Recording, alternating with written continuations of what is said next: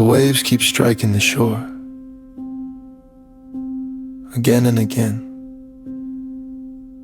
not asking me, not waiting for my permission. I've moved into the old boathouse, snow hangs in the air like unfinished sentences. I breathe, just to confirm I'm still part of the weather. You run between shelves in my memory, laughing, dirt in your mouth, across your eyes. Where you are now, I can't reach you, not even with better words. Sometimes I imagine tankers on the horizon, open squares full of people buying vegetables, hands touching real things, white color noise. But everything has grown colder, everything moves more slowly, like the world is conserving energy for something it hasn't told us yet. Once I had to leave to become someone else, no clear reason. Just motion, explosions in the distance. Helicopters. Fire, voices calling for help. I learned how to talk to machines, owned refrigerators, thought that meant stability. That was a long time ago. No rescue in sight now. Someone has lit a fire on the rocks. It makes me uneasy. Through binoculars I see three figures. One reminds me of you, playing at the water's edge, happier than the others, I imagine. You loved ice cream, always brought a friend home. Neighbors used to greet each other where we lived. Small signals that the world was still intact. You once said belief didn't matter much. Maybe you were right, maybe attention matters more. One night a man hung from the ceiling, it rained. Frost cut into the skin like thin knives. I remember the temperature more than the face. Later the radios went silent, no explosions, no helicopters, no voices asking for help, just quiet. A different kind of emergency. She carried you in her arms once. Sun everywhere. For a moment the world felt open, like something inside me exhaled for the first time. The weight of a newborn, hospital light sharp enough to erase shadows. Footsteps on linoleum. Juice on my tongue, your weight gone. The snowfall thickens. I sleep under a tarp. A seagull scratches on the roof, waves, night, my eyes, my heart, a hand gripping an empty bottle too hard. When morning breaks through the cracks in the wood, I think I should have more back pain by now, as if pain were proof of progress. I weigh apples in a store. Listen to freezers hum like distant engines, push a cart between aisles, reward myself with chocolate at the end. You always wanted to place the groceries on the belt. I miss the sound of your crying when you didn't get ice cream. It's empty here. Me. The world closed, I think. The waves keep working. The shore keeps adjusting, I breathe. Not because it solves anything, but because it keeps the story moving.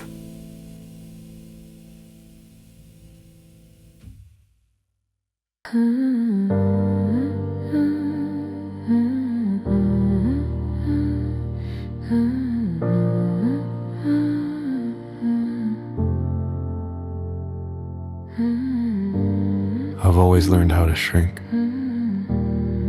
Fold my shoulders inward. Lower the volume of my own breathing. Apologize before I enter a room. Not because anyone asked me to, but because silence felt safer than being clearly seen. I learned early how to be agreeable, easy to carry, easy to misunderstand, easy to forget. There's a version of me that fits perfectly between other people's expectations. He doesn't interrupt. He doesn't lean too close to the light. He doesn't take the last chair. He waits. He blends. He disappears politely. But somewhere under that habit, There's a pulse that keeps asking questions, a weight that wants to exist without permission, a voice that doesn't want to negotiate its own volume anymore. And that scares me. Not failure, not loneliness, not even getting older.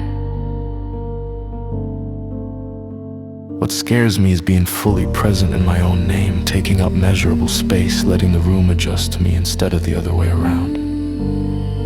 I'm afraid of being frank, afraid of saying what I actually mean instead of what keeps the temperature comfortable. Afraid of standing still without explaining myself, afraid of letting silence belong to me instead of filling it with apologies.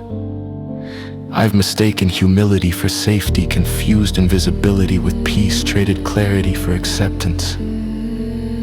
It works. Until it doesn't. Until you realize the walls were built inward. Until the echo of your own voice starts sounding like a stranger. Until you forget what your posture feels like when you're not bracing for impact. I don't wanna be loud, I don't wanna dominate the room, I don't wanna become armor.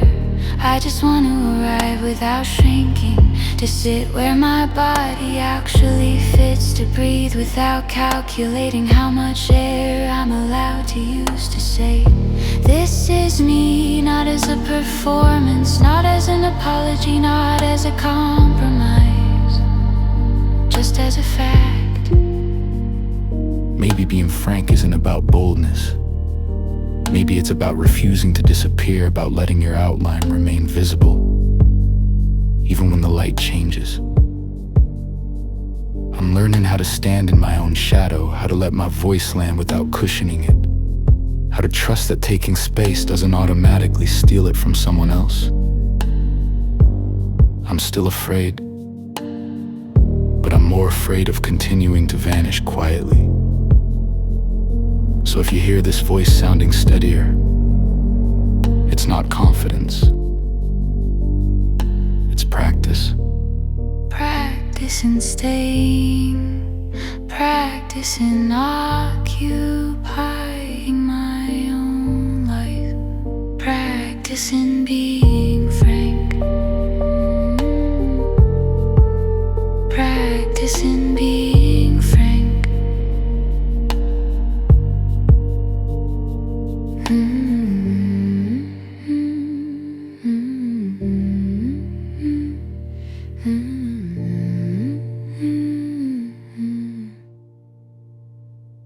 You hold the sticky weight of my head.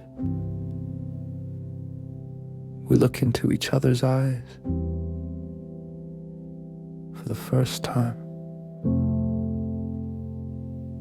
I know very little about the look you met me with back then.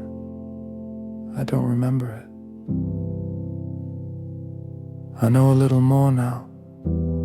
As I write this, it is August 20th, 2017. 7:41 in the evening, sunlight cuts through a pine tree and lands on my face. The sea is perfectly still, facing a horizon that is slowly closing in with clouds. I imagine us standing at a bus stop. Evening. The smell of wet earth. Your bus arrives first. And for some reason I don't know when I will see you again. Or if I will see you again. As the bus pulls in, I squeeze your hand, you squeeze back and look at me with the same look. I think, as the first time. We let go. You step on. You travel into the night. And I know that if the bus stops anywhere, it stops outside a white cabin with blue window frames. I imagine you unlocking the door, standing by the window, looking toward a horizon deep blue and orange, letting your eyes rest there, thinking that all of it was worth it.